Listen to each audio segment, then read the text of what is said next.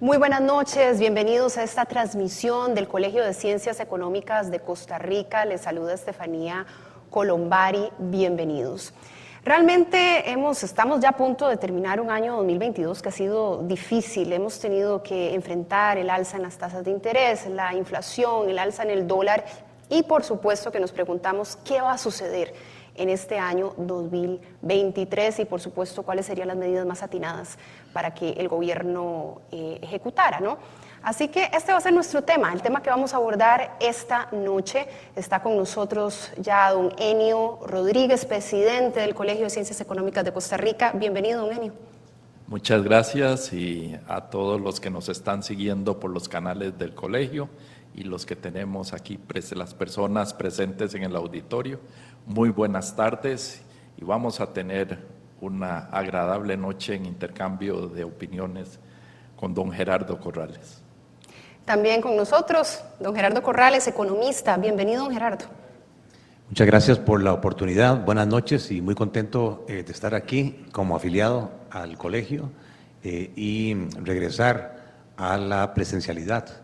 No es lo mismo, ¿verdad?, estar detrás de una computadora virtualmente que tener la posibilidad de disfrutar de estas instalaciones y de estar face to face con los asistentes.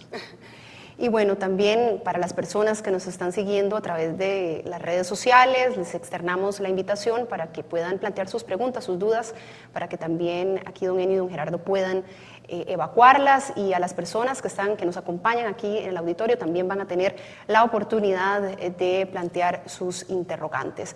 Don Enio, para comenzar a hacer un acercamiento a este tema, usted nos trae esta noche una presentación para abordar los aspectos generales, ¿no?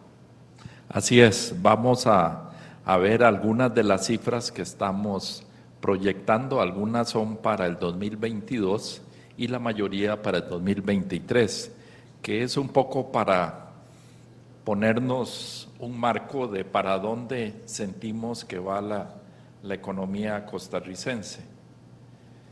Visto en general, un resumen. Los principales organismos están proyectando para Costa Rica una tasa de crecimiento que en el entorno internacional es positiva. Un 3.2 es por encima del promedio latinoamericano, por encima de muchos países, así es que esa es una buena noticia. Sin embargo, el desempleo no esperamos que mejore grandemente, estamos hablando de un 11%. Recuerden que la tasa antes de la pandemia era de 12%, de tal manera que en ausencia de políticas de empleo especializadas y bien orientadas, es difícil que bajemos del 11% porque topamos ya con las restricciones estructurales que tiene el mercado laboral. Así es que por eso no somos optimistas con el desempleo. Con el déficit fiscal hay un cierto optimismo de que va a bajar a un 2.7%, pero eso va a depender de otras variables que más adelante vamos a hablar como tipo de cambio. Las exportaciones se mantienen positivas y la inversión extranjera directa también, de alrededor de 5% del PIB. Esos son los datos más positivos y que explican en gran parte el crecimiento económico proyectado. Para el tipo de cambio no quisimos hacer proyección para el 2023 porque después vamos a analizar, parece haber habido un cambio en el comportamiento de las políticas del Banco Central. Cuando el tipo de cambio iba al alza, hubo intervenciones directas, el Banco Central salió a comprar. Ahora que la tendencia se revirtió y hay un exceso en el mercado de divisas del país, en ventanilla y en Monex, el Banco Central no está siquiera reponiendo las divisas que gastó, sacando, como lo hace al sector público no bancario, que lo financió de reservas con la idea de que luego lo iba a reponer. Bueno, no lo ha hecho. Han aumentado las reservas, es cierto, pero eso es por el FLAR, el crédito al Fondo Latinoamericano de Reservas y otros desembolsos internacionales. La inflación, estamos suponiendo que va a andar alrededor del 8%, con más o menos 3%. O sea, no vemos la inflación abatiéndose a menos que mejore el precio del petróleo, que tiene gran incertidumbre, y el comportamiento del tipo de cambio, que va a afectar enormemente el comportamiento de la inflación. Y el dato de pobreza corresponde a 2022 también, donde el colegio ha venido señalando nuestra preocupación. Estamos hablando de un 25.7 más o menos 3%, y lo vamos a poder analizar de qué depende que sea mayor o menor a la cifra proyectada.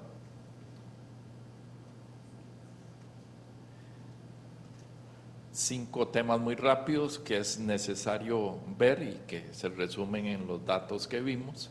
Por un lado, el entorno internacional, caracterizado por inflación y desaceleración del crecimiento, en gran parte provocada por la acción concertada de los bancos centrales, que han dado prioridad al tratamiento de la inflación. En el tema de producción y empleo, vemos una recuperación económica, pero no a una tasa suficientemente alta, y luego lo vamos a ver con mayor detalle de por qué el desempleo tiende a estancarse. Costo de la vida, definitivamente, y pobreza. La inflación ha significado una pérdida del poder adquisitivo de los hogares costarricenses, sin lugar a dudas, de todos los estratos. Tipo de cambio y sector externo, como mencionaba, aquí hay un comportamiento atípico en el mercado cambiario que luego podremos comentar. Y en las finanzas públicas se espera que continúen las mejoras expresadas en el tamaño del déficit fiscal. Tema internacional, tenemos un pronóstico de crecimiento de la economía mundial que va a la baja. Incluso algunos analistas ya están hablando de recesión, particularmente en Europa, incluido el Reino Unido, donde, producto del conflicto originado por la invasión rusa, tema de los combustibles, gas y petróleo, y las políticas de los bancos centrales, tanto el europeo como el Banco de Inglaterra, esto va a generar con mayor probabilidad una recesión. Con Estados Unidos por ahora se está hablando de desaceleración, no de recesión, pero hay peligro incluso latente de una recesión mundial que esperamos no se materialice. El tema de la inflación mundial mucho va a depender del precio del petróleo, y los que seguimos este mercado podemos afirmar que los expertos en general nunca atinan con las predicciones, ¿verdad, Gerardo? Es el consuelo de los economistas.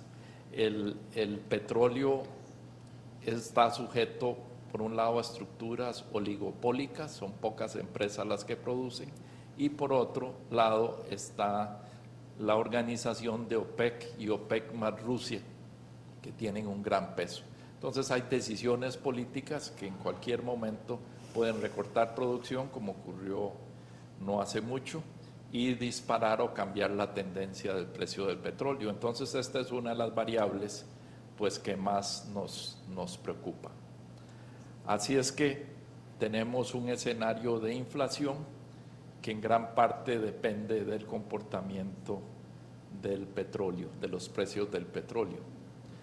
En cuanto a producción y empleo, voy a tratar de ir rápido para poder tener chance de que conversemos más y darle espacio a Gerardo. En cuanto a la producción, estamos hablando de una expectativa de un 3.2%, que no es mala, pero es una un ajuste a la baja con respecto a proyecciones previas que había hecho particularmente el Banco Central de incluso 4 o 5%. Entonces es un ajuste a la baja, pero que va a depender de ese entorno internacional. Y seguimos sin ver medidas de reactivación que ayuden a la recuperación económica. Seguimos con enfoques de Banco Central en cuanto a tasa de interés y tipo de cambio, enfoques de Hacienda, pero actividades y políticas de reactivación y sectores que están muy deprimidos como el sector construcción y sectores agropecuarios que podrían dar mayor dinamismo y eso a su vez afectar empleo, pues siguen ayunos de políticas específicas. Así es que aquí hay una posibilidad de acción para el gobierno, pero que seguimos no viéndola materializarse.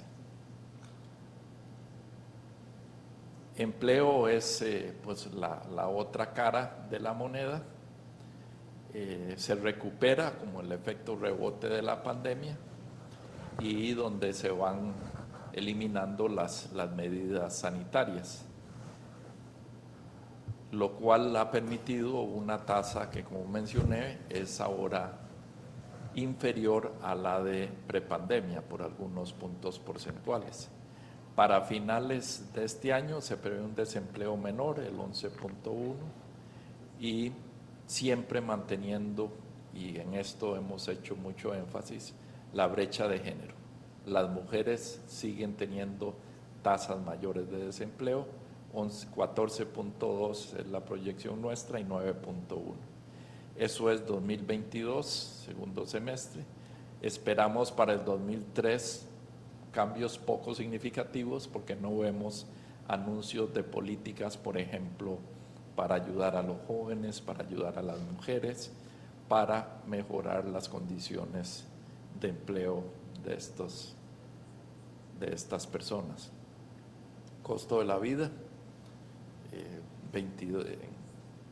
en 13 años no habíamos tenido la inflación máxima que logramos, que se tuvo en este año, y esto ha significado pues pérdida de poder adquisitivo para todos los hogares, pero lo que nosotros venimos afirmando, aumento de los hogares en condición de pobreza. Incluso con el dato más reciente de la encuesta nacional de hogares, en donde se afirma correctamente que el porcentaje no varió, se mantiene en alrededor de 22.3%. Eso significa, porque hay más hogares, 15,000 nuevos hogares en condición de pobreza y 6,000 nuevos hogares en condición de pobreza extrema, lo cual son cifras de alta preocupación. La inflación, pues, ha venido a la baja después de junio, y eso es un buen dato. Ahora, en gran parte, esto se explica por un lado, el comportamiento de los precios del petróleo, que tiene un efecto en toda la economía, y simultáneamente con la caída en el precio del dólar, que también abarata el precio del petróleo. Entonces hemos tenido esos dos efectos que hacen que la inflación haya disminuido e incluso fue negativa en el mes de septiembre.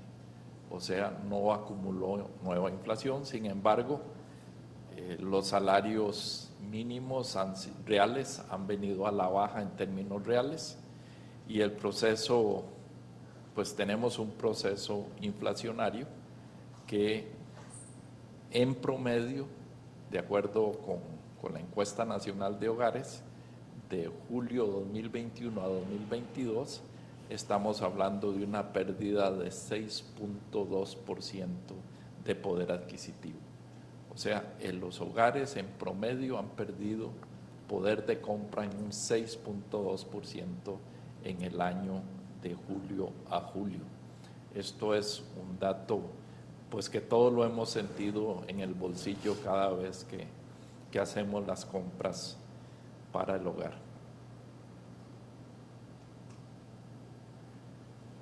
La tasa de política monetaria y la tasa básica pasiva. La tasa de política monetaria es la línea azul y la amarilla es la tasa básica pasiva. Se ve que la tasa de política monetaria estaba por debajo de la tasa básica pasiva y que la cruza, y a partir de julio empieza a jalar, para decirlo de alguna manera, a la tasa básica pasiva. Hoy hubo un anuncio de una pequeña baja en la tasa básica pasiva, pero se muestra que la política de incrementos en las tasas de interés que está siguiendo el Banco Central, bien fuertes y escalonadas, pues están jalando las tasas de interés, y eso pues va a tener un efecto negativo sobre los deudores y sobre la inversión. Definitivamente esto es un efecto negativo para el crecimiento y para la capacidad de consumo de los hogares, que en gran parte están endeudados en porcentaje importante con tasas variables. Así es que tendremos un efecto negativo sobre el crecimiento, sobre todo en la dinámica del mercado interno. La pobreza, como lo hemos venido anunciando, podría llegar, y aquí la predicción, la proyección o pronóstico no es para 2023, sino que nos atrevimos solo a hablar de 2022, y podría llegar hasta un 25% y la pobreza extrema en 9.42. Y eso va a depender del comportamiento del empleo por un lado y los ingresos, y de el comportamiento de los precios. El gobierno anunció medidas para mitigar la pobreza, las transferencias monetarias que anunciaron de 60,000 colones por hogar por 3 meses. Nos parece un paso en la dirección correcta, pero insuficiente en cuanto a monto, insuficiente en cuanto a plazo e insuficiente en cuanto a cobertura. Nosotros habíamos dicho desde que empezamos a hablar de este tema allá por junio que era un tema que ameritaba un financiamiento internacional para poder tener los recursos suficientes para tener la cobertura y el alcance necesario, lo cual se pudo haber excluido en la misma aprobación del crédito de la regla fiscal para que hubiese habido un tratamiento decisivo. Bueno, seguimos clamando porque la política de compensación de pérdida de poder adquisitivo en los hogares más vulnerables sea más sistemática, mayor cobertura y de mayores montos, lo cual además debe acompañarse de políticas de empleo en los sectores en donde la población más vulnerable tiene más posibilidad de empleo, y aquí estamos hablando de particularmente sector agropecuario y construcción. Construcción en el IMAE tuvo un decrecimiento año con año en la última publicación del mes pasado de menos 13.4%, mientras que estamos hablando de construcción, y el sector agropecuario 3.7%. O sea, los dos sectores que generan posibilidades de empleo no calificado siguen decreciendo. Por eso nosotros creemos que la política de empleo de mediano plazo es la solución de la pobreza, pero tienen que dirigirse particularmente a los sectores donde las personas de estos hogares tienen mayor posibilidad de empleo. Tipo de cambio y sector externo. Y este es una de las variables que nos preocupa. Vean el comportamiento del tipo de cambio después de un proceso acelerado de de aumentos, en donde el Banco Central intervino decididamente, perdiendo reservas. Lo que hizo fue que el sector público no bancario fue atendido con reservas, y la teoría es que cuando no hay presión en el precio de la divisa, pues se procede a hacer las compras. Llegamos al proceso inverso de la curva, hay superávit en los mercados cambiarios y no tenemos al Banco Central ni recuperando las divisas, las reservas que gastó en el periodo anterior, ni saliendo con mensajes decisivos como lo hizo cuando iba al alza. Se contrató y se desembolsó el FLAR de tal manera que tranquilizó los mercados, y ahora pues no ha habido ningún mensaje claro sobre la baja en el valor del dólar, lo cual quiere decir que tenemos una de las pocas monedas del mundo que se está apreciando contra el dólar. El euro, la libra esterlina, las monedas más fuertes están cayendo, mientras en Costa Rica se está apreciando la moneda. Ahí se hace uno preguntas, porque el Banco Central no ha sido explícito.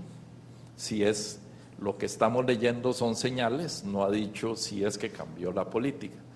Pero ¿será que es una estrategia antiinflacionaria y está anclándose en el tipo de cambio para bajar los precios, lo cual efectivamente es un ancla real? Pero bueno, eso tiene costo, abarata los bienes importados, es cierto, se benefician los consumidores, pero quienes producen para sustituir importaciones van a tener un efecto negativo que se agrava en el tiempo. El sector exportador, el sector turístico, pues van a tener problemas si se continúa con esto. Y por otro lado, uno ve que también tiene beneficios para Hacienda de corto plazo, porque un tipo de cambio más bajo baja el costo en colones del servicio de la deuda, entonces mejoran las cifras fiscales. Entonces no sé si uno está pensando mal, Gerardo, pero aquí hay indicaciones o lógicas de por qué podría el Banco Central estar comportando de esta manera, y parte de lo que podemos pedir es que no ha habido transparencia, no se ha indicado qué es lo que pretende el Banco Central. Por eso no quisimos hacer una proyección para el 2023, porque no sabemos si es que está modificándose la política cambiaria o qué es lo que está pasando. Desde luego, los mercados los conocemos, demanda, oferta, pero es un mercado donde el Banco Central tiene una incidencia decisiva y ha faltado pues transparencia sobre qué es lo que está pretendiendo. Y si nos vamos al lado de las exportaciones, y aquí amarra con lo que nos preocupa el comportamiento del tipo de cambio, es que se explican particularmente por lo que se llama el régimen especial o las zonas francas, básicamente, donde se mantiene un alto dinamismo, pero ese alto dinamismo se puede ver afectado por el tipo de cambio, es decir, los costos, que la mayoría de los costos son en colones, están aumentando en dólares para ese sector exportador. Estoy hablando de salarios, cargas sociales, electricidad, etcétera, los principales costos. Turismo también se está viendo afectado. Y el crecimiento de las exportaciones del 5% que proyectamos a 2023, pues depende de que el tipo de cambio tenga una posición más estable, porque los altibajos son malos para las decisiones económicas y asustan al inversionista, pero que también debe tener pues un efecto que no disminuya, evitar los efectos de pérdida de competitividad, porque nos pueden pasar la factura en lo que ha sido la gallina de los huevos de oro del crecimiento de Costa Rica. Particularmente que el entorno internacional, como hablamos, ha sido complejo. La economía incluso de Estados Unidos va a crecer probablemente a menores tasas y nuestro sector está perdiendo competitividad si se mantiene ese comportamiento del tipo de cambio. Entonces, tiene los efectos macro de corto plazo de anclar el tipo de cambio, mantener la tendencia a la apreciación o dejarlo en esos niveles. Tiene ventajas para el servicio de la deuda, tiene ventajas para la inflación, pero nos tiene un impacto negativo sobre el motor de crecimiento de las exportaciones, que a su vez es el motor de crecimiento de la economía nacional. El efecto no es inmediato y eso es parte de estos problemas. En el corto plazo mejoran muy rápido las estadísticas del déficit fiscal y mejoran muy rápido el impacto en el tipo, en la tasa de inflación, y el efecto por la vía de pérdida de competitividad dura más en materializarse, pero puede tener efectos más estables que permanecen más en el tiempo. Entonces aquí hacemos una fuerte llamada de atención. Inversión extranjera directa, somos optimistas. El fenómeno del nearshoring está beneficiando a Costa Rica muy fuertemente, de tal manera que tenemos tasas como porcentaje del PIB de 5%, de las más altas en el mundo. Esto es la otra cara de por qué las exportaciones crecen a buen ritmo y están relacionadas. Esta inversión directa supone que vamos a mantener la competitividad del sector exportador, particularmente en los clústeres conocidos de ciencias de la vida, como le dicen ahora, al de implementos médicos, microelectrónica, turismo, están directamente relacionados con el tipo de cambio. Así es que llamada de atención, porque el otro factor dinámico que nos permite convivir con un déficit de cuenta comercial como el que tenemos es este dato de inversión extranjera directa, que Costa Rica se está beneficiando más que muchos países. Hay unos cuantos que les está yendo bien en América Latina, México, particularmente algunos estados, Colombia, República Dominicana, son nuestros competidores, pero tenemos competidores. Así es que esta es una oportunidad que tenemos que aprovechar al máximo, pero que depende de las otras decisiones de política económica también. Finanzas públicas, bueno, con este análisis, pues el tema de finanzas públicas mantiene las tendencias de reducción del déficit, por lo que se está proyectando ya un déficit inferior a 3% para 2023, lo cual es un déficit con el que se puede convivir en mucha mejor manera, y si mantenemos un superávit primario significa que estamos en una senda de sostenibilidad de la deuda y entonces puede empezar a bajar el porcentaje de la deuda PIB.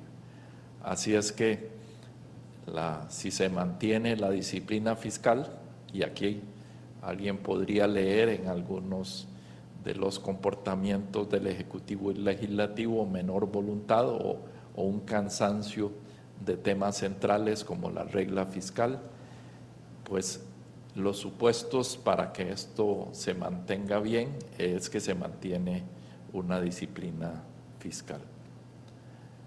Así es que 2023 y lo que queda de este año, pues podría convertirse, si se toman las decisiones correctas, que pasamos de una economía que estuvimos al borde del precipicio, que ahora sigue siendo frágil, a una mucho más resiliente con potencial, pero significa pues un conjunto de cambios en las políticas para poder avanzar en esta dirección.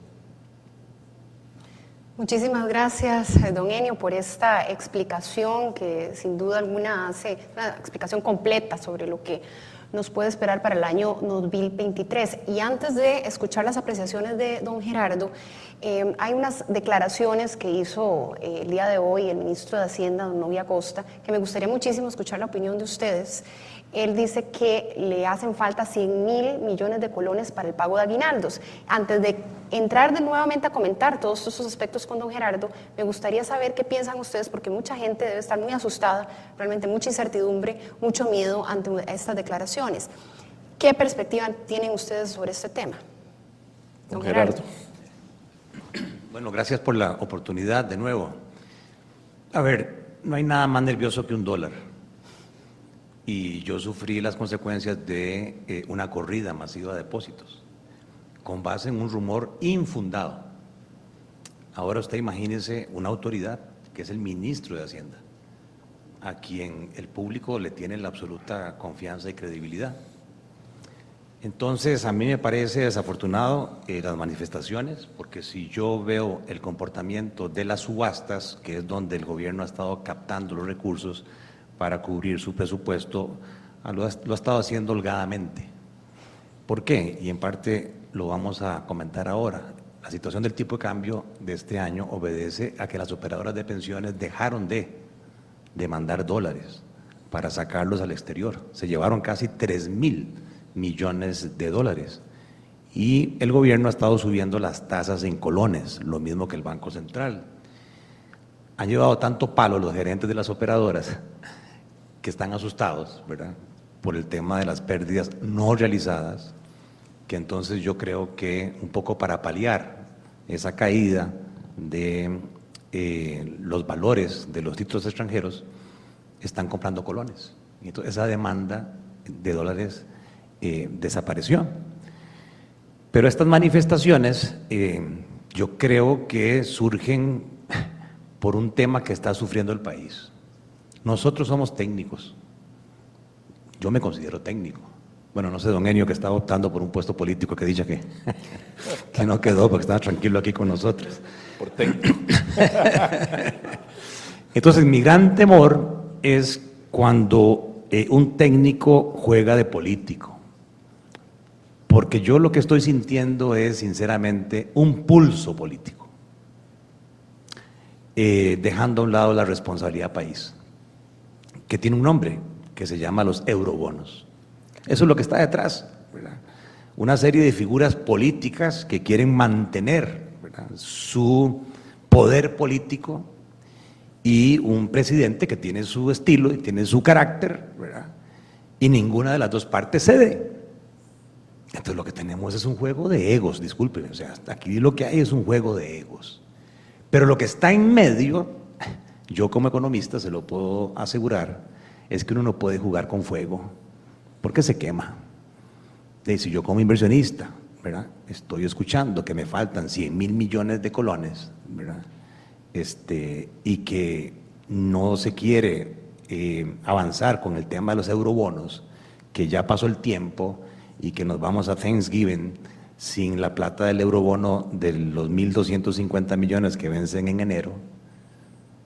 Y yo mi plata la cuido como si fuera mis hijos, ¿verdad? Y entonces, going to USA, porque hoy el dólar se está fortaleciendo, porque los europeos, los asiáticos, los latinoamericanos están viendo crisis. Esta crisis no es particular de Costa Rica, es una crisis mundial. Y de nuevo, al haber nerviosismo, el flight to quality, como aquí el flight to quality es el Banco Nacional, cuando el BAC sufrió la corrida de depósitos, la gente fue a guarecerse en el Banco Nacional, porque para los ticos, primero quiebra el Citibank que el Banco Nacional de Costa Rica. Hay una gran confianza en el Banco Nacional de Costa Rica. Bueno, el flight to quality internacional es el dólar, y la gente está demandando dólares, por eso su precio sube y por eso el precio del euro cae, casi un tema histórico de 1 a 1. Entonces, ya para concluir, me parece muy peligroso lo que se está diciendo, porque hace 2 semanas la misión del Fondo Monetario estuvo aquí y nos felicitó. Por un lado dijo, Costa Rica no va a crecer 3.4 este año, va a crecer 4.4. Imagínense, 4.4 está muy por encima de lo que está sufriendo el mundo en este momento. Y se cumplieron las metas del MOU, del Memorándum de Entendimiento entre el Fondo y el Gobierno, holgadamente. ¿Qué quiere decir eso? Primer semestre del año 2022, superávit primario, techo de la deuda del Gobierno Central, relación de deuda al PIB.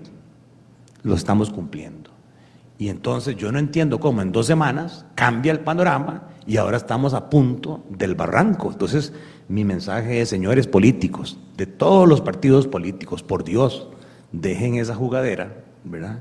Y empiecen a jugar en serio y a tomar decisiones que el país necesita urgentemente, porque la situación internacional, ya don Enio lo explicó ahí, es bien complicada y ahora lo podemos profundizar.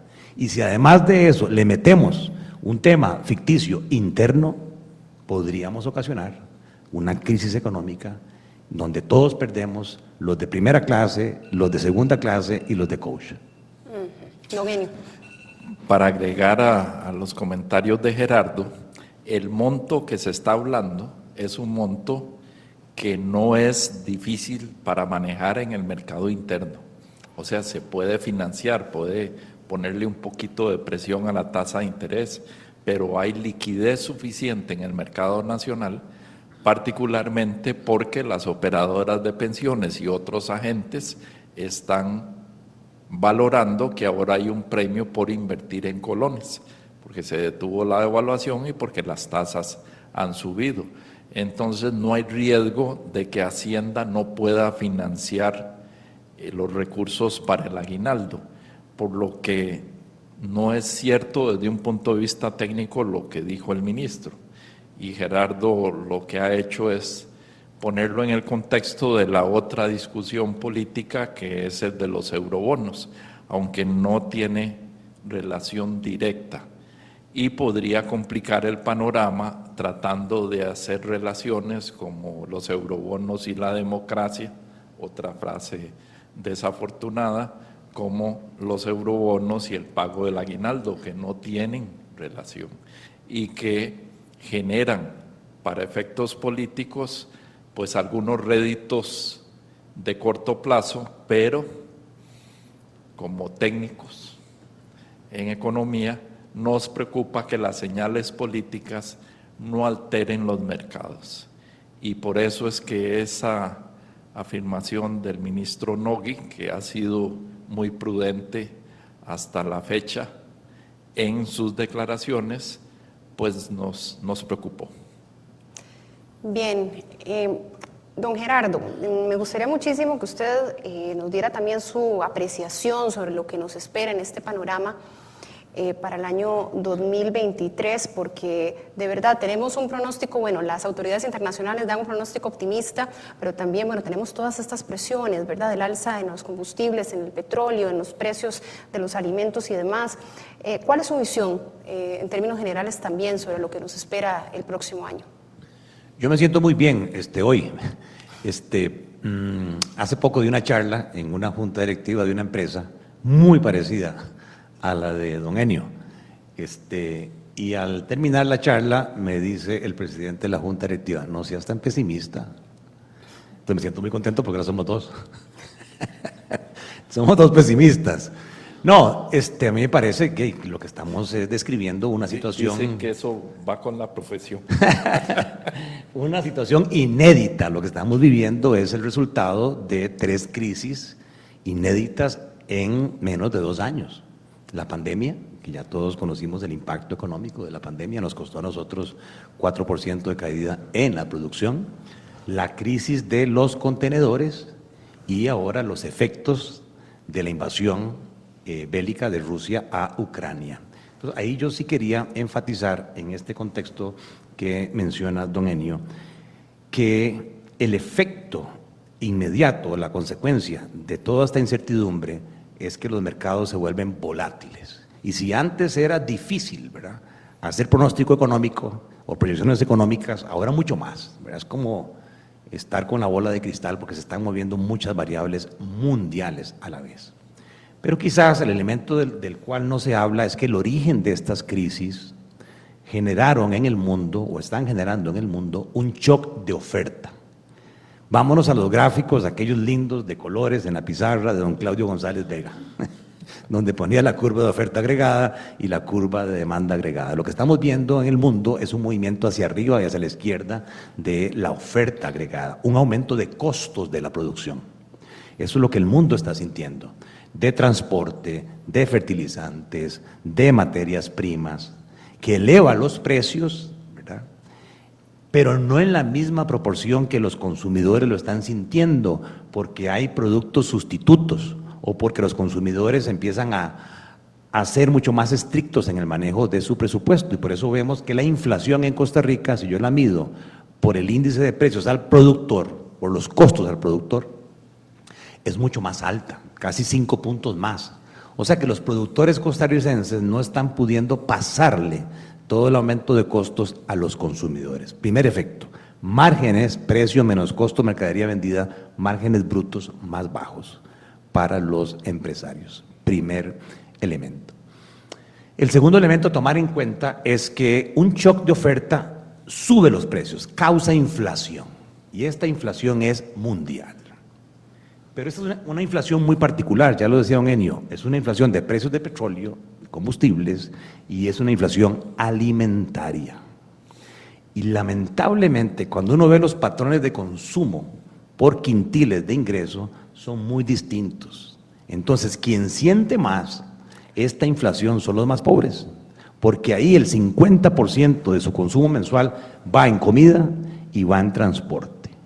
De hecho, de los rubros que más suben, y eso es algo que el MEIC debería investigar, son tubérculos, vegetales, leguminosas, que no vienen de Ucrania hasta donde yo sé, tomate, chile dulce, o sea que yo creo que también, sí, hay un elemento de costos, fertilizantes, transporte a los productores agrícolas, pero dependiendo de la estructura de mercado que haya ahí, podría ser que se esté presentando un fenómeno especulativo.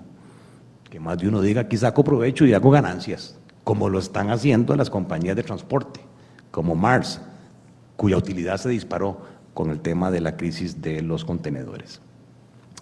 Bien, aparte del aumento de precios, un shock de oferta tiene un efecto recesivo, reduce la producción.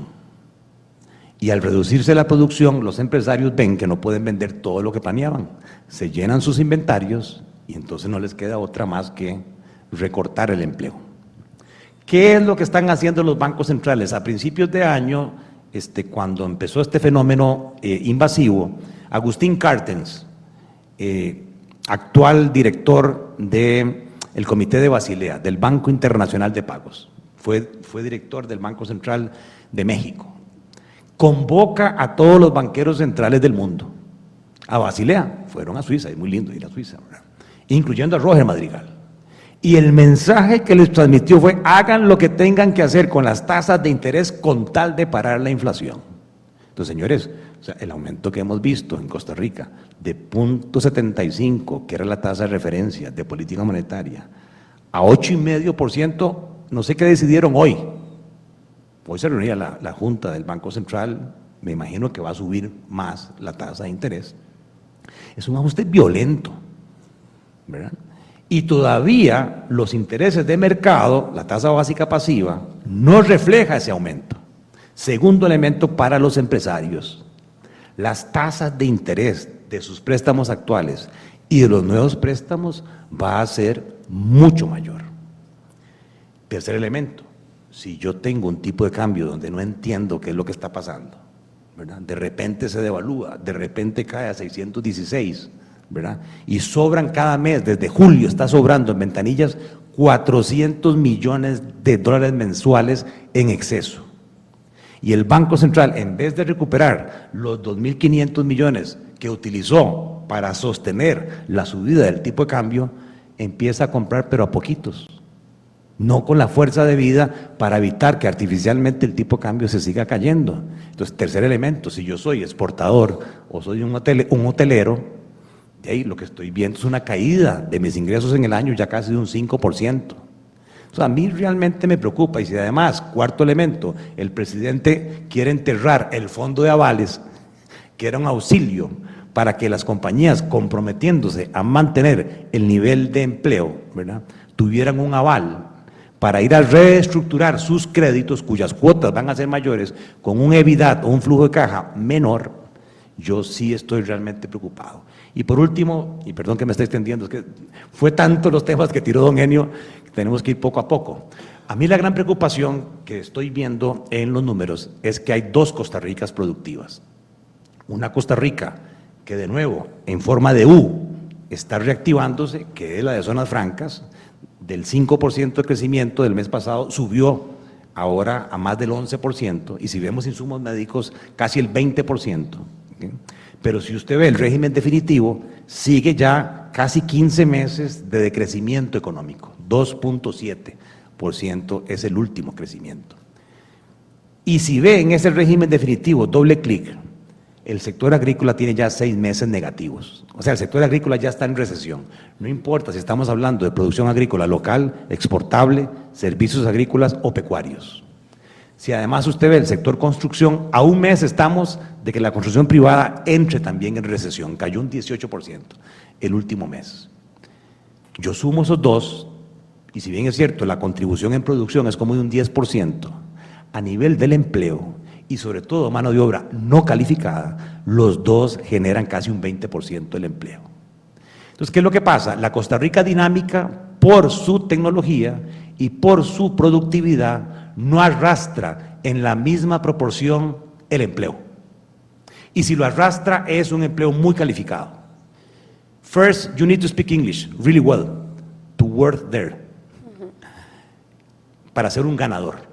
Y no todos los costarricenses, lamentablemente, son bilingües ni tienen las habilidades digitales. Y por otro lado, usted ve el régimen definitivo, donde dos sectores intensivos en mano de obra no calificada, muy posiblemente estén votando gente. Entonces, ahí sí, a mí lo que me preocupa es el efecto social que esto vaya a tener. Porque detrás de estos números hay rostros humanos. Entonces, que no nos extrañe, ¿verdad?, que no nos extrañe si la delincuencia está subiendo, que no nos extrañe si el narcotráfico está subiendo. Yo como adulto puedo pasar hambres, pero mis hijos no van a pasar hambres. Y entonces muchas de estas gentes empiezan a buscar chamba, o cosa típica, dicen que son los venezolanos, pero yo he visto más de uno que no pinta como venezolano. No era típico que en todas las esquinas del país usted para el carro y le tocan la ventana o le limpia el parabrisas. Eso no se veía en Costa Rica, se veía en Nicaragua, se veía en otros países, pero no en Costa Rica. Para concluir que lamentablemente la consecuencia de todo esto es que la distribución del ingreso, la desigualdad en la distribución del ingreso se está ampliando. Hay sectores ganadores ligados con infocomunicación, zonas francas, la parte de servicios, farmacéutico, que están ganando mucho dinero, pero hay sectores mayoritarios perdedores. Y la clase media, que había sido la diferencia de Costa Rica respecto a otros países centroamericanos, se está encogiendo.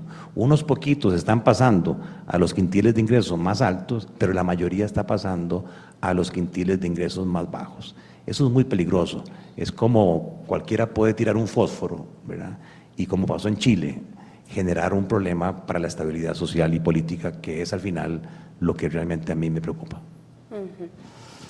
Quisiera mencionar 2 puntos a los comentarios de Gerardo.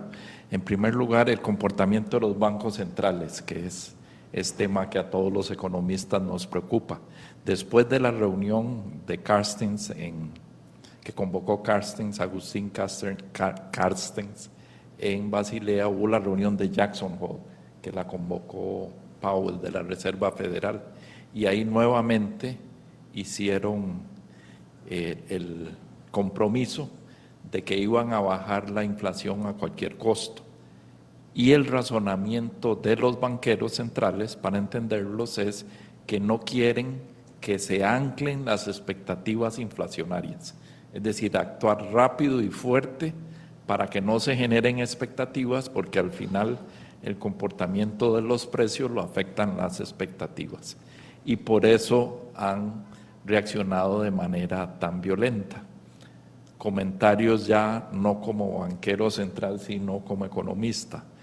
Por un lado, tienen razón de que la inflación es el impuesto más caro y más injusto que existe. En eso tienen razón los banqueros, pero esta crisis es una crisis de oferta, como muy bien lo explicó Gerardo. Entonces, no es un tema de liquidez excesiva. Atacarlo por la vía de la liquidez significa subir las tasas de interés para matar la inversión o para reducir la inversión y para reducir el consumo y de esa manera hacer que la presión sobre los precios no suba. Entonces, están apostando a recesión si eso es necesario para parar la inflación. Entonces, hay que leer a los banqueros centrales que esa es su tesis.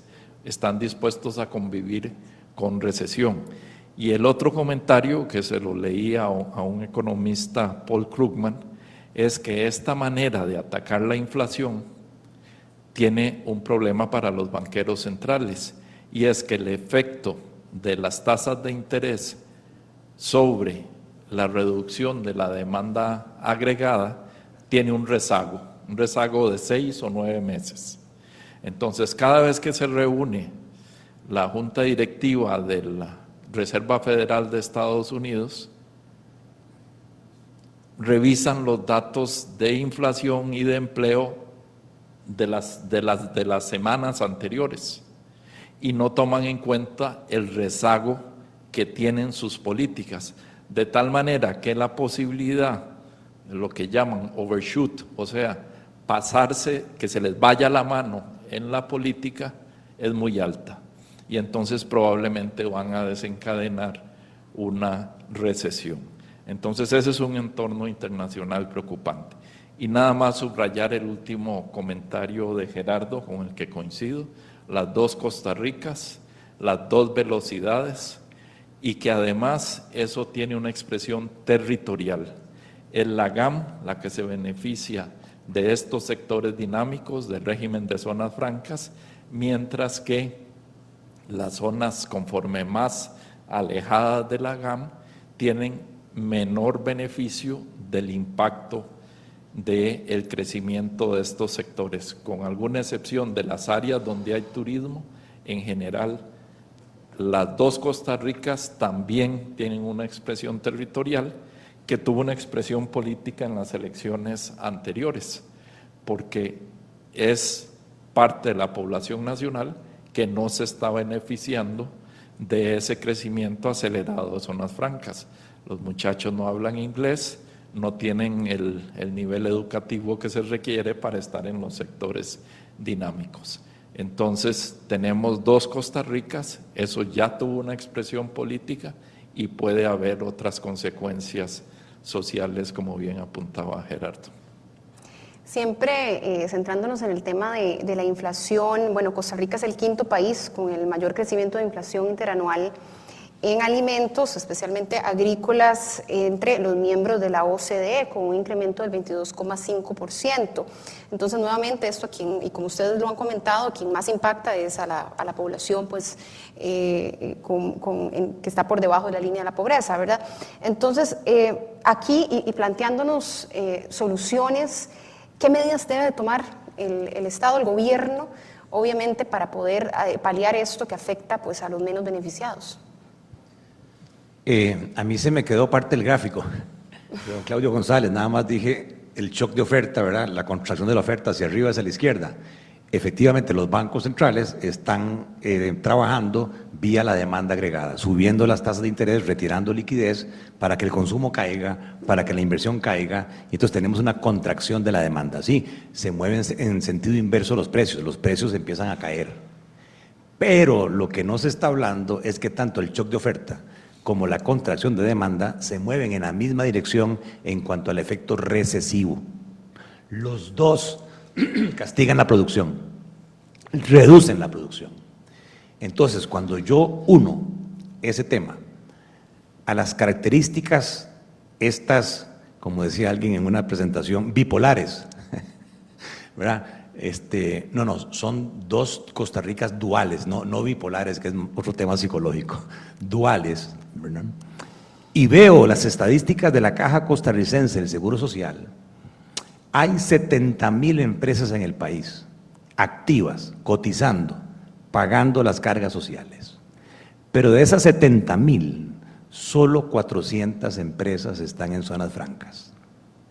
O sea que la gran mayoría de las empresas de este país pertenecen al régimen que más está afectado. Y en segundo lugar, interesante, esas estadísticas nos dice que las empresas activas cotizando en la caja, que generan más de 100 empleados, apenas equivalen al 1.8%. O sea, alrededor de 2,000 empresas de esas 70,000 son grandes. O sea que nuestro parque empresarial es MIPYME, micros, pequeñas y medianas. Entonces, cuando usted me dice las medidas, yo ya parezco a Cantinflas, porque he repetido esto tantas veces, y tal vez es que no me dan pelota o no se entiende, o caigo mal, pero yo lo que veo es una negativa a ejecutar. Nadie quiere ejecutar, nadie quiere tomar decisiones. Entonces, ¿qué nos pasa? Un banco central muy activo, como en el mundo, atacando la inflación, como dice el artículo 2 de la ley del Banco Central. Pero ¿quién está velando en Costa Rica por la producción? Por la reactivación. Hablamos y hablamos y hablamos de reactivación y usted no ve en la agenda legislativa o usted no ve un gobierno en las conferencias estas de los miércoles diciendo cuál es el nuevo programa de reactivación económica que vamos a proponer. Está ausente. O yo le podría preguntar aquí a la gente del auditorio, dígame usted, ¿cuál es el plan de reactivación económica de Rodrigo Chávez? Y además, dígame si estamos en amarillo, rojo, verde en cuanto a esas medidas. Si la persona que estoy señalando me contesta, o es mago, sabio, o es un gran pajoso, porque nadie conoce cuál es el plan de reactivación económica. Entonces yo le enumero algunas cositas. 500 millones de dólares siguen sin ser colocados del famoso sistema de banca para el desarrollo, de los cuales 200 millones de dólares los bancos del Estado los tienen depositados en el Tesoro americano. O sea, la plata que nosotros podríamos utilizar para que nuestras MIPYMES mitiguen en parte el efecto inflacionario, el efecto negativo en sus flujos de caja, sostengan el empleo, se la estamos dando a Mr. Biden para que él haga su reactivación económica. Una gran diferencia que la gente no dice es que yo puedo hablar, suba la tasa de interés, lo que quiera que sea, pero es distinto si yo estoy en pleno empleo, como está en los Estados Unidos, que en una condición de desempleo alta como es Costa Rica o Europa. Todos sabemos que un aumento de tasas de interés, una recogida de la liquidez, va a tener un efecto recesivo, pero si yo soy Mr. Biden, yo puedo decir, de ahí me importa un comino porque el desempleo sube del 3 al 4 o del 4 al 5, que es distinto en Europa, que ya Alemania entra en recesión el próximo año, Italia entra en recesión, Reino Unido entra en recesión, ¿verdad? O la situación latinoamericana, y en particular la nuestra. Entonces yo estaría preocupadísimo como gobierno diciéndole a las juntas directivas de los bancos del Estado o diciéndole al Consejo Rector, quien quiera que sea, señores, saquen esa plata ya, anuncien un programa de factoreo, vengan aquí todos los proveedores de Recope, de la Caja, del gobierno central, del ICE, no voy a hacer mercadeo, de Automercado, de Walmart, ¿verdad?, que tienen contratos, o de Vanderlade y Jiménez, o de DICA, ¿verdad?, que son clientes grandes, reconocidos, que ya los bancos los conocen. Tráiganme ustedes, MIPYMES, ese contrato, una factura, y yo con fondos de banca para el desarrollo al 4%, ¿verdad?, se las voy a descontar de inmediato. No, tráeme estados financieros, flujos de caja, déjame analizar tu situación, MIPYME, y el tiempo pasa y no resuelven su problema. Segundo lugar, ¿por qué no sacan una tarjeta de crédito cerrada, los bancos del Estado, con fondos de banca para el desarrollo, cerrada para comprar insumos, fertilizantes, ¿verdad?, materias primas, en determinados almacenes. Solamente para eso sirve esa tarjeta, no para irse a comprar un carro, para ir a viajar, ¿verdad? Que de alguna manera le ayude al pequeño industrial, al pequeño productor agrícola, al pequeño comercio, paliar el aumento de costos con tasas de financiamiento del 4% y no las tasas agiotistas del mercado del 22, 30 y el resto por ciento, que en las mismas ventanillas de muchos de estos compradores, yo le pago a 60 días o a 90 días. Si usted quiere la plata ya, ahí en esa ventanilla, solo que le cobro el 30% flat. Esa es la realidad, ¿verdad? No se ayuda al productor. Y finalmente tengo el tema de vivienda. No hay nada más intensivo en la creación de mano de obra no calificada que la construcción de vivienda. Yo esto lo vengo diciendo hace tiempo. Ahí hay un proyecto de ley del Fondo Nacional para la Vivienda. Las operadoras de pensiones no tienen dónde invertir, se llevan la plata a los Estados Unidos. No hay nada más seguro que un crédito hipotecario de casa de habitación, porque la gente lucha en la China, en la Conchinchina, aquí por su casa de habitación. Entonces, ¿qué nos cuesta? Abaratar todos los costos y permitir que se haga una emisión de bonos con respaldo de hipotecas, ¿verdad? Para que las operadoras fondeen en colones, no en dólares, a largo plazo, tasas bajas, para reactivar la economía con construcción, que tiene un efecto social, casas de clase media baja, ¿verdad? Pero también tiene un efecto económico de reactivación. Y por último, la parte agrícola. ¿Cuándo van a autorizar los nuevos registros de formulaciones químicas que son amigables con el ambiente, pero que vienen de Brasil, que vienen de México y son más baratas que los químicos fertilizantes que vienen de Europa, de Estados Unidos? Nos ha tomado años. Entonces, ese sentido de urgencia no lo veo por ningún lado. Tal vez yo me equivoque, pero yo podría seguir aquí enumerando ideas, pero esa decisión debería ser del gobierno, como se hizo en la Segunda Guerra Mundial, cuando aquel señor creó el War Economic Room. Llamó a los principales economistas, empresarios, trabajadores, sindicatos, los encerró en un cuarto y ustedes no salen de ahí hasta que no me traigan un plan de reactivación económica. Se llamó Winston Churchill y logró reactivar la economía mundial después de la Segunda Guerra Mundial. Esa es mi lectura. Tal vez yo estoy equivocado, pero no veo ejecución, no veo sentido de urgencia, veo mayor preocupación en las discusiones. El presidente criticó a 8 diputados, llegó a la Asamblea Legislativa, no quiso saludar, no se excusó. Muy importante la final, Saprissa Heredia, ya hay fecha para la final. Hoy pusieron a la venta en Oxígeno las entradas de Bad Bunny, ¿verdad? Vayan ustedes a comprar entradas. Y no estamos viendo el tsunami que se nos viene de recesión económica y de impacto económico y social y político. Don Eni, ante este panorama, medidas de reactivación.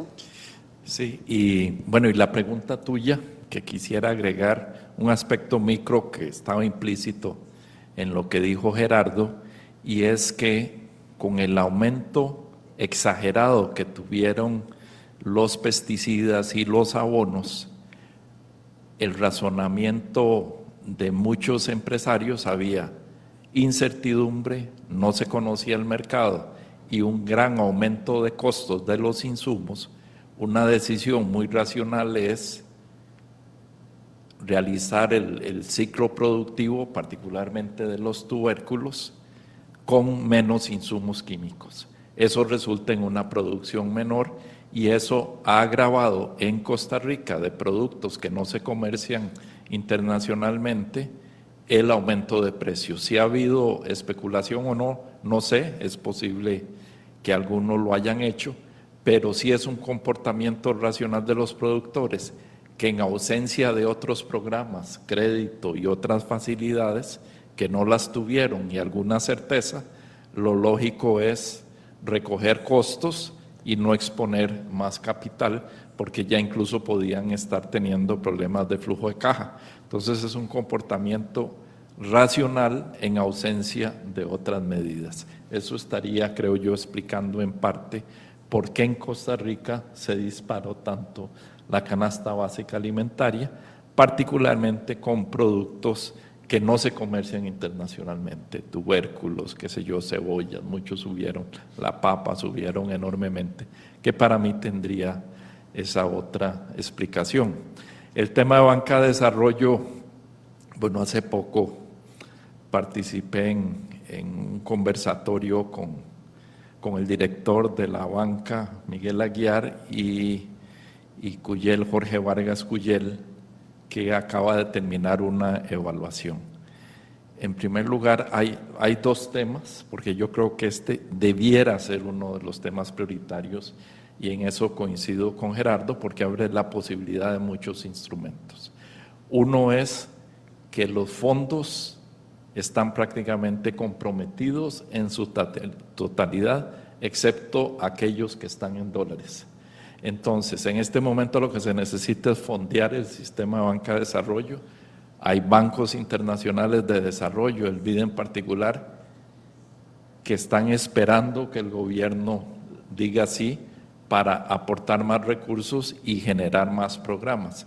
Y la parte que está en dólares, el problema es que es parte de lo que los bancos deben depositar de sus créditos en dólares y no los colocan en el sistema de banca de desarrollo porque están en dólares y no pueden dar préstamos en dólares. Bueno, eso tiene soluciones financieras que nos podemos sentar y Gerardo y yo podemos diseñar varias en media hora. No sé por qué no se ha hecho, honestamente, porque ahí hay recursos disponibles que se pudieran utilizar enormemente. Construcción está decreciendo en 13.4%. No hay nada más intensivo en mano de obra y mano de obra no calificada. ¿Por qué no hay un programa de rehabilitación del sector construcción? Yo no sé. ¿Y por qué no hay un programa de reactivación del sector agropecuario con sus características particulares que tienen los subsectores? Tampoco lo entiendo. Así es que, si bien el tema fiscal no da para hablar de subsidios, no da para una cantidad de cosas como sí lo puede dar en Estados Unidos, sí es cierto que se pueden hacer medidas y hay instrumentos como el sistema de banca de desarrollo y otros que pueden utilizarse, y el tema de la construcción y particularmente de vivienda merecen un capítulo aparte. Ahora, rumbo a ir cerrando, tenemos una consulta del público y nos preguntan, ¿es un error que los diputados hayan recortado recursos por 81.000 millones al pago de la deuda? Y si esto podría afectar o qué afectación podría tener esto para el país, y si estas acciones afectan el país, ¿cuál podría ser la motivación de los diputados? Nos preguntan aquí del público presente en el auditorio. Yo estuve viendo varias de las presentaciones que hicieron los ministros ante la Comisión de Hacendarios. Interesantemente, todos se quejaban de que no les tomaron en cuenta y que el presupuesto lo hizo el Ministerio de Hacienda y que se estaban quedando cortos en una serie de programas sociales, de desarrollo comunal, de municipalidades que tienen una fuerza muy grande, ¿verdad? De la comisión esta para el adulto mayor. Lo que sí es cierto es que los presupuestos de intereses siempre han estado holgados, o sea, nunca se ejecutan al 100%. Entonces los diputados se jugaron el chance político de reasignar, tienen derecho a hacerlo, ¿verdad?, del rubro de intereses, esos 81.000 millones de colones, a programas sociales. De nuevo, no es lo que uno esperaría como ministro de Hacienda, pero tampoco es el acabose. Yo estoy seguro que si el día de mañana, ¿verdad?, hay algún faltante en el presupuesto para pago de intereses, seríamos muy responsables de no aprobar un presupuesto extraordinario para cubrir ese faltante de intereses, porque nadie quiere que el país entre en default. Y quiero juntar esto, porque está bastante ahí, los comentarios están bastante activos. ¿Qué pasa si el país no aprueba los eurobonos? Están preguntando aquí, ¿qué pasa con los eurobonos? ¿Verdad? Vamos a ver, nuestro gobierno tiene un presupuesto deficitario. Gasta al año 2023 18.000 millones de dólares y los impuestos apenas alcanzan para 11.000 millones de dólares. Señores, tenemos un hueco financiero fiscal anual de 7.000 millones de dólares. Yo no sé cómo hace Nogui para dormir. Si a mí me ofrecieran el Ministerio de Hacienda, ¿verdad?, por 1.400.000 pesos de salario, o se lo subieron ahora a 2,5 millones, yo le digo, no, muchas gracias, por más sentido patriótico, prefiero estar en mi casa viendo Netflix, no mentiras. Es una responsabilidad inmensa, inmensa. Y las formas de financiar eso, la misma Asamblea, cuando aprueba el presupuesto, les dice, cierre el hueco, como la contabilidad, ¿verdad?, la ecuación de partida doble, cierre al final del día, como sea, con bonos de deuda interna. Así se cierra el presupuesto nacional y así se aprueba.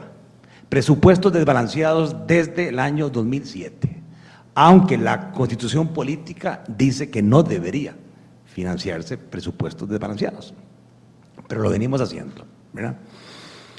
El tema es que hay distintas fuentes de financiamiento. La mejor es acudir a los organismos financieros multilaterales, porque es plata de larguísimo plazo, tasas de interés bajísimas, porque no son entidades de lucro. Banco Mundial, Fondo Monetario, el BID, Agencia Francesa para el Desarrollo, pero no es que esa plata sea ilimitada, ellos tienen también sus límites. Y hay una serie de préstamos que están pendientes de aprobar o que están pendientes de desembolsar. En buena hora, porque eso viene a sustituir deuda que de otra manera sería más cara y de más corto plazo, deuda interna. La segunda opción es acudir a los mercados financieros internacionales, porque son más profundos, ¿verdad?, son muchísimo más grandes que el mercadito interno nuestro. ¿Sabe cuánto es el tamaño de todo el ahorro nuestro? 52,000 millones de dólares. Es el tamaño de la riqueza financiera del sector privado. Pero esa plata ya está depositada, ya está invertida, o en bonos de gobierno, o en cuentas corrientes, cuentas de ahorro, certificados a plazo. ¿Cuánto crece eso por año? Más o menos un 5%. 5 por 5, 25. O sea, usted lo que tiene de plata fresca en el mercado interno son 2.500 millones, pero ocupa 7,000.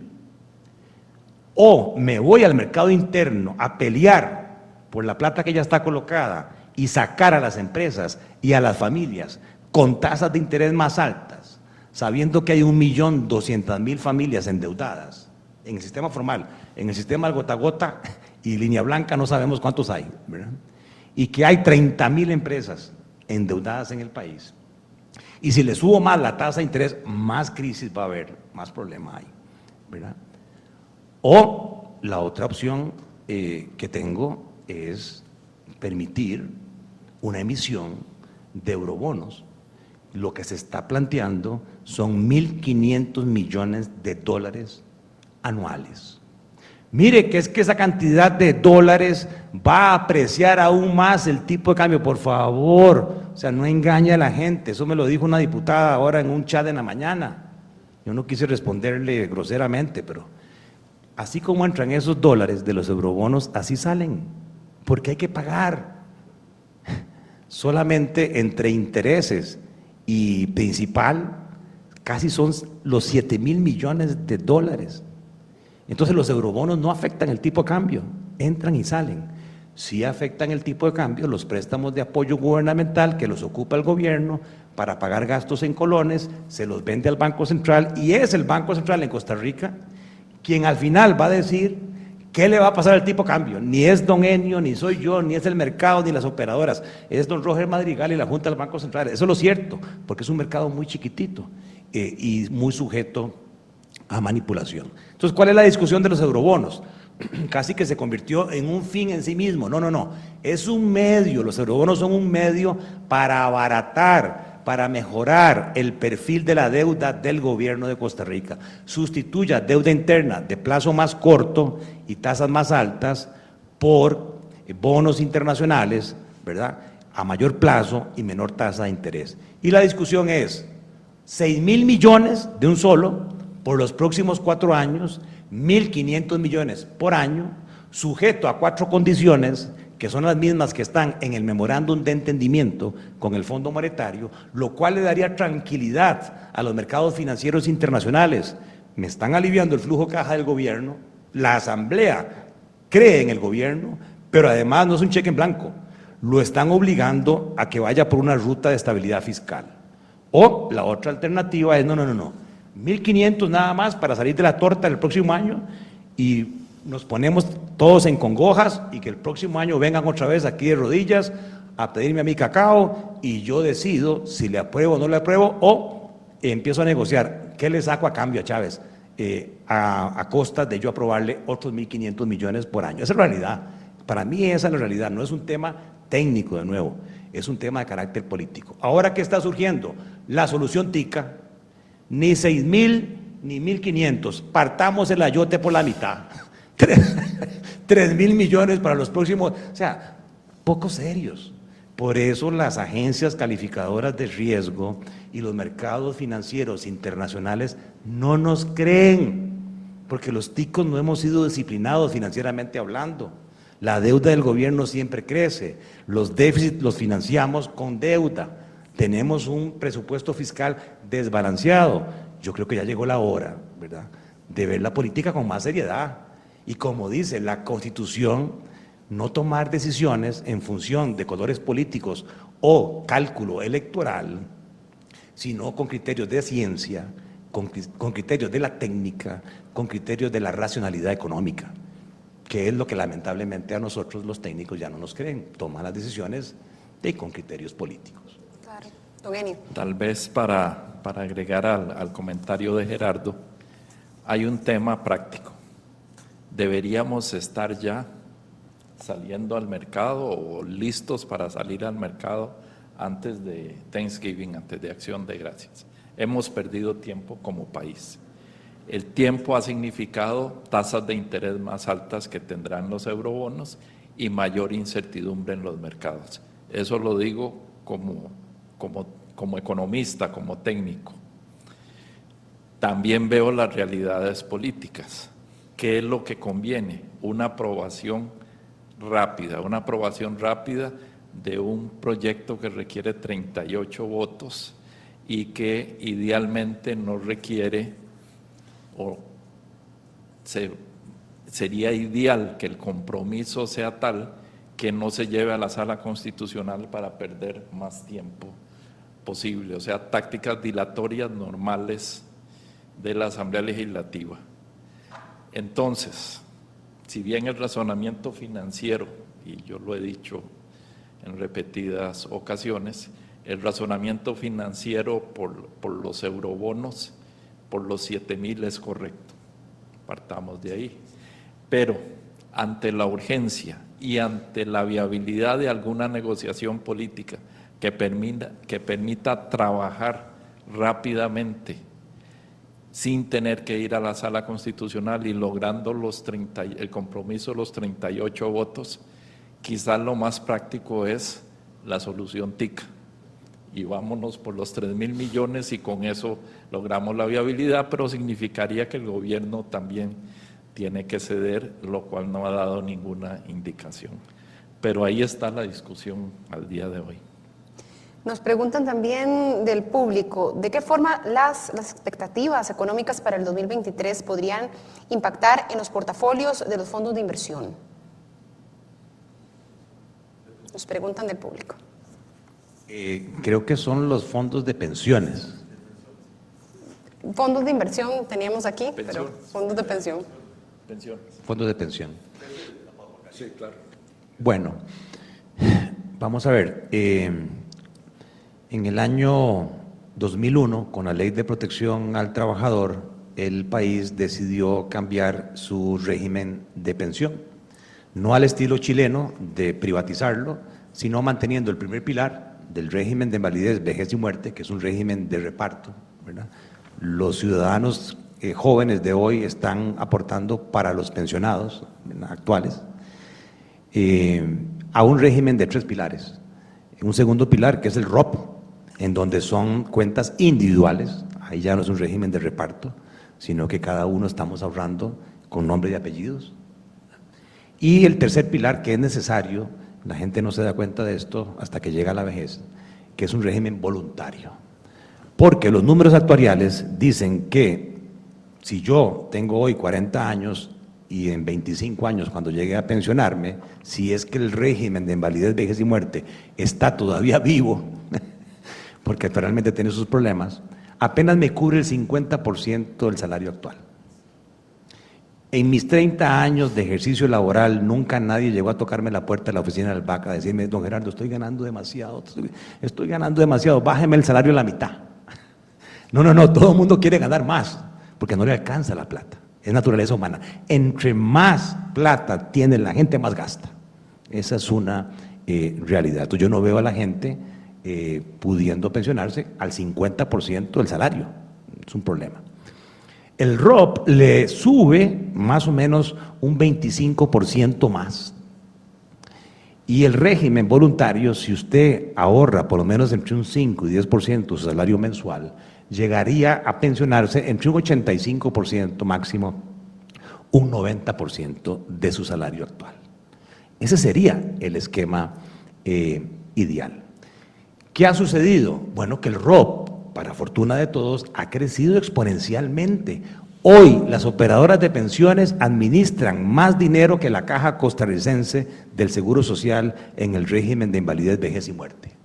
Ya son casi 13.000 millones de dólares que administran las operadoras de pensiones.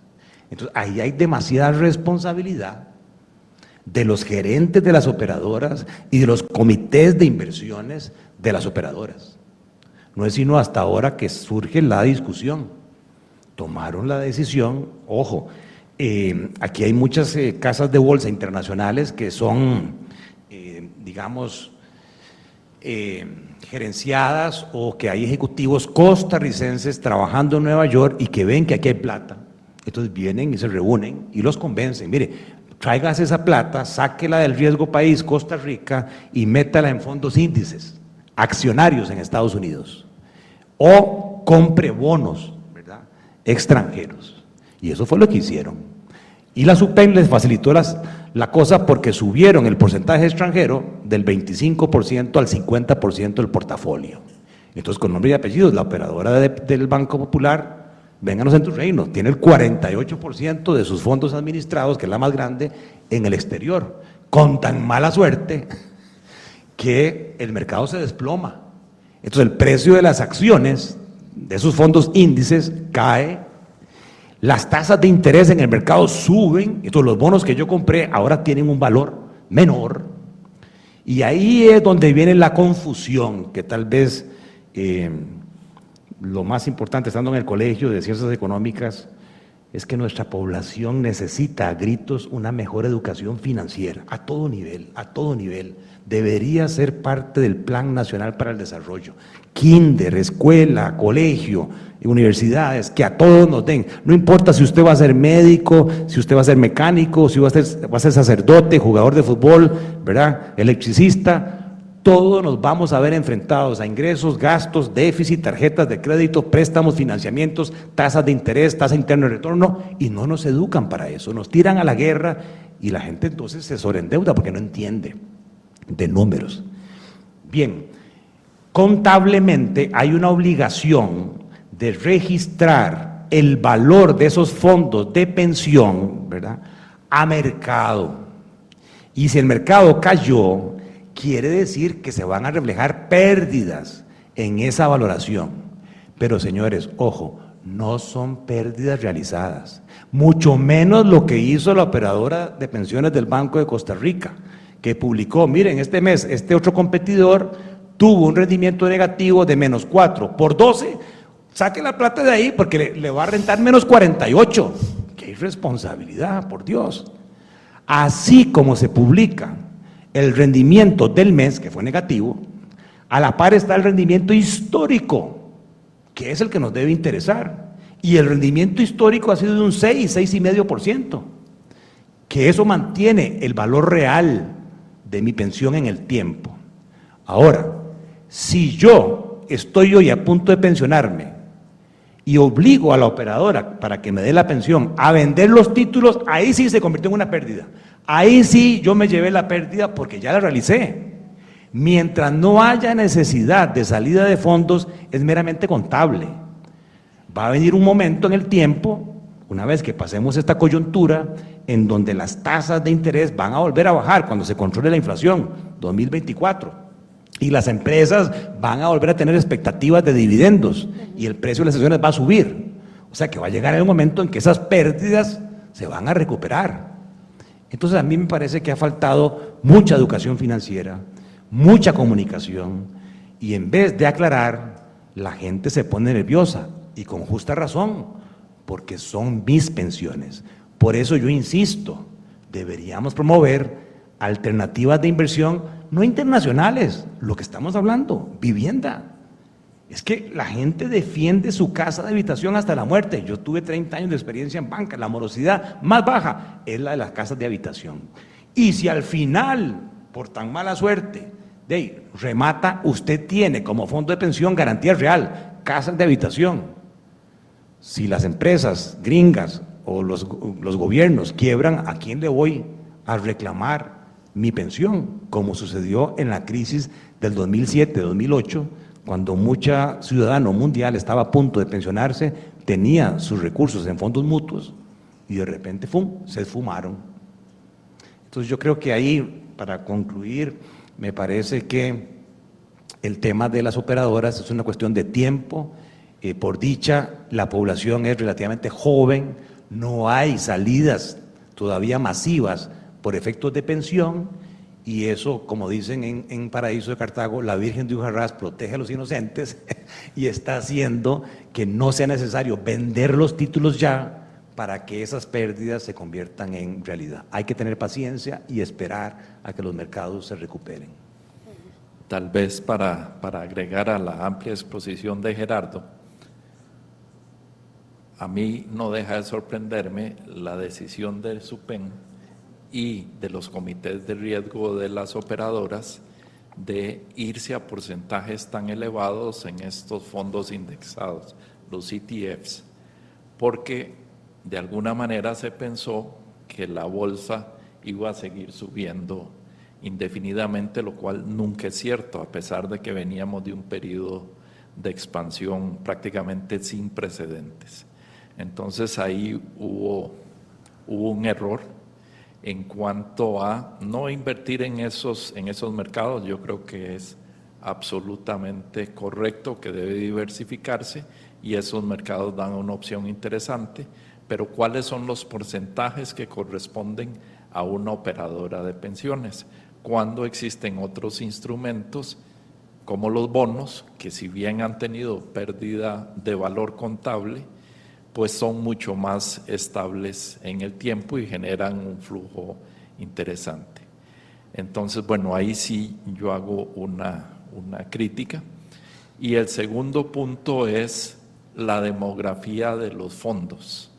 Es decir, existe, a pesar de que es cierto que Costa Rica todavía es una población joven, los que ya dejamos de serlo, estamos siendo cada vez un porcentaje mayor y ese grupo poblacional está en riesgo de tener que comerse las pérdidas contables y que se vuelvan reales. El principal consejo es no se cambie de operadora porque ahí hace real una pérdida que hoy es contable. Es una estimación, no es la realidad de su fondo. Pero si usted se sale y se cambia de operadora, se vuelve la realidad financiera, porque tienen que salir a vender. Entonces no se cambie nadie de fondo de pensiones, es el peor momento. Y los valores de las acciones van a empezar a subir. Si es en un año, en 2 años, tiene que ver con la tasa de interés, tiene que ver con otros ajustes en la economía global, de tal manera que es bola de cristal. Pero en el largo plazo se sabe que siempre se van a recuperar. Por eso el tema demográfico debiera estar introducido en estos fondos y podría haber fondos duales de mayor riesgo para gente más joven, de menor riesgo para gente de más edad, o manejar distintas combinaciones, es decir, un manejo más inteligente acorde con la capacidad de manejar riesgo. Porque en el largo plazo se sabe que las acciones rinden más que los bonos. En el largo plazo es cierto, pero en el corto plazo puede pasar cualquier cosa y ahora está pasando lo negativo. Entonces, si esperamos 10 años, no tengo la más mínima duda de que van a estar mucho más altos que lo que están hoy y van a haber recuperado eso y más. Entonces, quien tiene 40 años no tiene por qué preocuparse. Los que pasamos de 60 tenemos derecho de estar preocupados porque nos va a tocar absorber lo que yo creo fue una decisión donde se les fue la mano en el apetito de riesgo, en concentrar demasiado porcentaje de la cartera en un instrumento que tiene esa característica, que es muy rentable en el largo plazo y en el corto plazo se puede llevar golpes cortos. Pero entonces, tranquilidad, los fondos se van a ir recuperando, esas pérdidas, esos rendimientos negativos que nos llegan mes a mes y que a todo el mundo se le para la peluca, hay que respirar y decir eso se va a ir recuperando. El problema es de plazo y de edades y ahí empiezan los problemas. Entonces, tampoco para dorar la píldora. Si hay un problema que se va a ir recuperando y los más jóvenes no tienen mayor preocupación. Don Eddie, don Gerardo, han dado ustedes un gran análisis esta noche. Si pudieran darnos un mensaje de conclusión sobre esta perspectiva del panorama que para el año 2023 en materia económica. Yo creo que hoy más que nunca se requieren estadistas, gente en política que vea más allá del corto plazo, que vea más allá de los intereses electoreros que hemos estado sujetos por décadas, porque el mundo está en crisis. La realidad es que hoy todos somos más pobres, porque hay una inflación importada que nos ha reducido el poder de compra. En segundo lugar, si bien es cierto, todos somos más pobres, no es lo mismo recibir un 6% menos de mi salario en el quintil de ingresos más bajo que en el quintil de ingresos más alto. La utilidad marginal, que decía Telmo Vargas en el curso de microeconomía, es muy distinta para esta persona, que tal vez significa comer o no comer. Hay un estudio reciente del Banco Mundial impactante que dice que hay 900 millones de ciudadanos, de seres humanos, que hoy van a dormir con hambre. 900 millones, ¿verdad? Es impresionante. Que ese 6% puede significar un chifrijo menos, una cerveza menos para los quintiles de ingresos más altos. Y es ahí donde deberíamos tener una política activa, visionaria, del gobierno, del Congreso, pensando en esos, en los más pobres, en los más necesitados. Y es donde los visionarios de los años 40, ¿verdad? Rafael Ángel Calderón, Guardia, Pepe Figueres, Monseñor Núñez, Monseñor Sanabria, Manuel Mora, ¿verdad? Tuvieron esa visión de hablarse, de comunicarse, para tomar decisiones como las garantías sociales, como el Código de Trabajo y otra serie de elementos que hicieron la Costa Rica diferente, que nos heredaron. Lamentablemente, tal vez yo me equivoque, cada vez más creo que los políticos estadistas son una especie en extinción y que, como decía aquel diputado de San Ramón, la gradería de sol.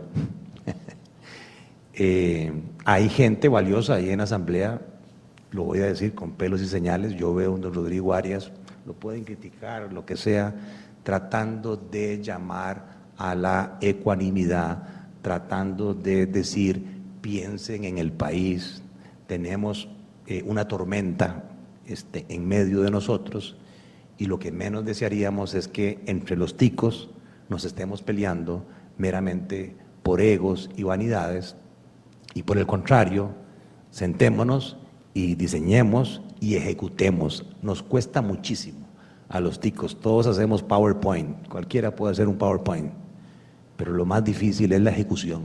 Hay que estar ahí en el barro para tomar acciones, para tomar políticas, para hacer política económica sana, y me parece a mí que ahí estamos debiendo, sobre todo en temas de incentivos para la producción más afectada, que es la intensiva mano de obra no calificada, y para ayudas sociales, aunque sean transitorias, donde hay plata disponible de los organismos financieros multilaterales. Pero tenemos que movernos. Gracias, don Gerardo. Don Eni. Bueno, muchas gracias a todos por habernos acompañado esta noche. El mundo está incierto en medio de una revolución tecnológica, en medio de una guerra en Europa, la pandemia todavía impactando de alguna manera, particularmente en China, crisis de la cadena de suministros no resueltas, el mercado petrolero complejo. En fin, este entorno internacional va a seguir complejo y no hay más que seguirlo analizando y tomando decisiones. Por eso muy bien decía Gerardo que ahora tenemos que estar revisando lo que decimos apenas nos llega un nuevo dato de cómo está cambiando ese entorno. Tenemos que estarnos actualizando en ese análisis y como país lo tenemos que hacer. Si comparo a Costa Rica, y a mí me ha tocado trabajar por mi carrera profesional con todos los países de América Latina, el Caribe, incluso países africanos, Costa Rica tiene de las mejores condiciones para sortear este temporal. Tiene, y no voy a listarlo, pero un régimen jurídico, una democracia, en fin, tiene activos que cuestan 50 años en construirlos si se trabaja bien. Y cuando uno está en un entorno, en un país donde no existe un sistema judicial, donde las elecciones no son de verdad, uno dice, ¿y cómo se resuelve esto? Bueno, esas son tareas mayúsculas. Nosotros tenemos otro tipo de tareas, un sistema político que no está enfocado en las tareas de largo plazo, una economía exitosa conviviendo con una economía rezagada. Eso no puede continuar y tiene que enfocarse las políticas de desarrollo de mediano plazo, todo lo que no se está discutiendo en el ambiente político, en eso, en las diferencias territoriales, en las diferencias de género, en el acceso de los jóvenes a los mercados de trabajo, la dificultad que están teniendo los menores de 25 años. Bueno, en eso debiéramos estar enfocando, diseñando políticas públicas, acuerdos políticos para poder abordar las tareas del desarrollo en este entorno cambiante en que nos está tocando vivir. Pero repito, el nearshoring, la inversión ya hecha en materia institucional, en materia de diversificación de las exportaciones, el nombre de país, en materia ambiental, y eso se traduce en turismo. En fin, tenemos una cantidad de activos que a mí me permite ser cautelosamente optimista sobre el potencial. Las preocupaciones vienen cuando uno no ve el sistema político enfocándose a materializar ese potencial, y me uno al llamado de Gerardo a que debemos concentrarnos en materializar ese potencial increíble que tiene Costa Rica, pero eso significa hacer política de otra manera, llegar a acuerdos y pensar en el mediano plazo. Don Enio Rodríguez y don Gerardo Corrales, muchas gracias a ambos por este amplio análisis, y finalizamos así esta transmisión sobre este análisis del panorama económico para el año 2023. Agradecemos a las personas que estuvieron aquí en el auditorio de forma presencial y también a quienes nos siguieron a través de las redes sociales del Colegio de Ciencias Económicas. Este programa también quedará disponible, esta transmisión, en las redes sociales del colegio para quienes también quieran volver a repasarlo más adelante. Que tengan muy buenas noches.